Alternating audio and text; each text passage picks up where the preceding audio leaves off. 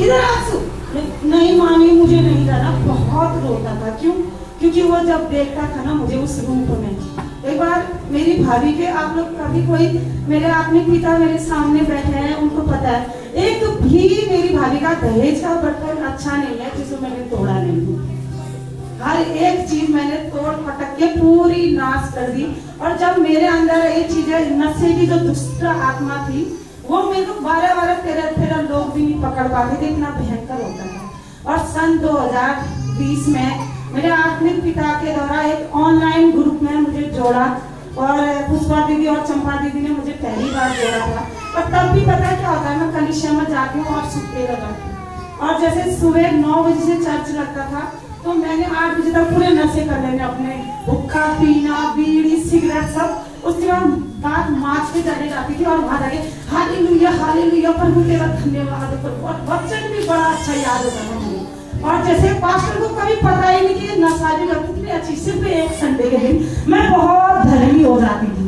और जैसे 1 बज के 2 बजे चर्च खत्म, रोड में से ही बीड़ी का बंडल लेना, और तो ऑफरिंग के लिए जो मैं पैसे ले जाती ना, वो भी मैं नशे के लिए रख लेती थी। इतना भयंकर मेरा जीवन था।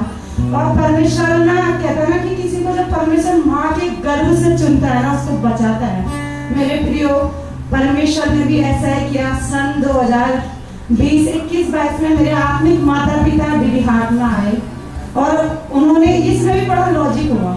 इससे पहले मैंने एक बार, मेरे को एक दर्शन आया कि मैं गड्ढे में गिरी, बहुत भयंकर गड्ढे में गिर गई। और मैंने अपने पिता को, अपने आत्मिक पिता के आत्मिक पिता, मेरे आत्मिक दादाजी में उनको बोलती, उनको मैंने देखा नहीं था। तो ब्रह्म भैया को मैंने नहीं देखा था, तो मेरे सपने में देख के उनको, मैं सपने में गिरी और उन्होंने मुझे हाथ देके बोला कि बेटी ऊपर आ जाना, और मुझे वहां से निकाल लिया।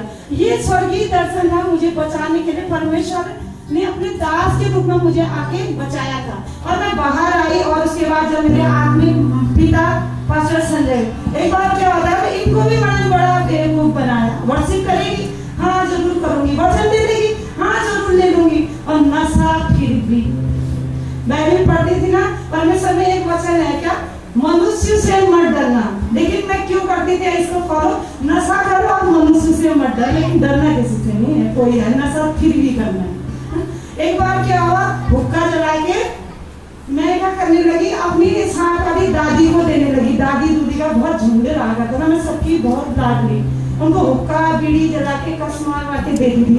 तो दादी को हुक्का ऐसे लगा के ऐसे कराना, और जैसे मेरे अंदर मैंने वो सांस ली, मेरे आत्मिक पिता एकदम मेरे सामने। अब मैं कहूँ ये धुआं में निकलूं या वो बाहर करूं, मैं क्या करूं, इतना भयंकर हो गया। मैंने कहा ये क्या हो गया, ये कैसे आ गया, ये तो इधर कभी आते ही नहीं, आज ये कैसे आ गए एकदम से सुबह 10 बजे तक। मुझे कुछ नहीं बोला उन्होंने, कुछ भी नहीं बोला, और चले गए। उसके बाद पता तुरंत मैं घबरा गई। मैंने कहा ये क्या देख लिया। मैंने तुरंत अपनी कलीसिया की एक बहन को फोन किया। मैंने कहा दीदी, मैंने कहा ना मेरे को आज ऐसे पास्टर ने देख लिया, पता नहीं क्या बोलेंगे, ठीक हो रहा है तेरे लिए, और भी और करना सा, तुझे क्या लगता है कब तक छुड़ाएगी। मैंने कहा मैं क्या करूँ समझ में। फिर मैंने अपनी आत्मिक माता को फोन घुमाया, भैया ने कुछ बोला क्या, नहीं कुछ नहीं बोला। क्यों, क्या था तूने, मैंने नहीं कुछ नहीं किया, बस आके बताती हूँ, है। तो ये 2-3 दिन ऐसे चुप्पी, और आगे 3 दिन के बाद संडे। मैं इतना घबरा रही हूँ कि मैं कैसे जाऊँ। मुझे ऐसा पहली बार यहाँ लगा कि मेरे आत्मिक पिता ने मुझे नशा करते हुए नहीं, ऐसा लगता है जैसे बिना कपड़ों के किसी ने देख लिया हो। ये मेरे यहाँ फील हुआ पहली बार। सन 2023 में एक बराखा से कोई बाबा जी आए थे, पास्टर मेरे आत्मिक पिता ने प्रार्थना करवाई। मैंने उस दिन सही से पहली बार ईमानदारी के साथ परमेश्वर के भवन में पैर रखा, और मेरे वाला प्रभु आज नहीं, आप नहीं, नशा नहीं करूंगी। उससे पहले ही मैं बताऊं, मेरे घर में तंबाकू की पैकेट, पूरा हुक्का, बीड़ी, सिगरेट सब मेरे सिबिट में पड़े हुए थे। और मैं गई, मैंने कहा तू सच में सामर्थी है, तूने सच में तू आजाद और छुटकारा करने वाला पिता। आज के बाद मैं नहीं करना चाहती है, मैं नहीं पीना चाहती है। और मैं सच बता रही हूँ, सन 27 अक्टूबर 2023 वो दिन मेरे आत्मिक पिता के भवन में जब मेरे प्रार्थना हुई, जब दास का हाथ आया, मुझे ऐसा लगा कि मेरे को कुछ भयंकर से, मेरे को कुछ किसी चीज में छोड़ दिया एकदम से, मैं एकदम हल्का फील। और मैं घर आई, घर आने के बाद मैंने ना वो बीड़ी का बंडल पकड़ा, सीधे डस्टबिन में मैंने सारी चीजें ली, सीधे डस्टबिन में डाल दी।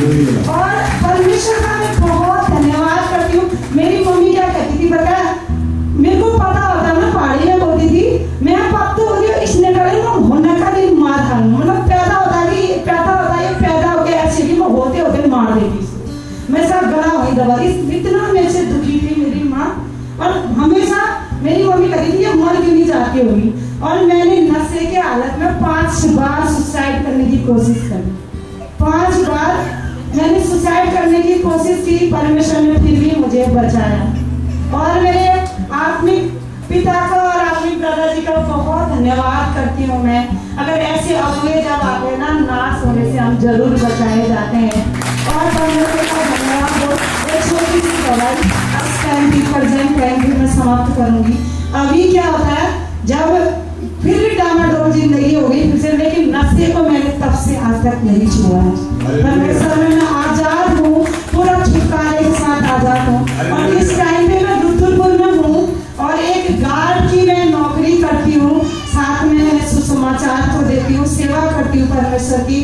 12-13 परिवार जुड़े हैं, उसमें से 4 परिवार नशेड़ी हैं, 4 परिवार नशे वाले हैं। मैंने कहा प्रभु मेरे को बदलाना, इनको भी बदल। हालेलुया।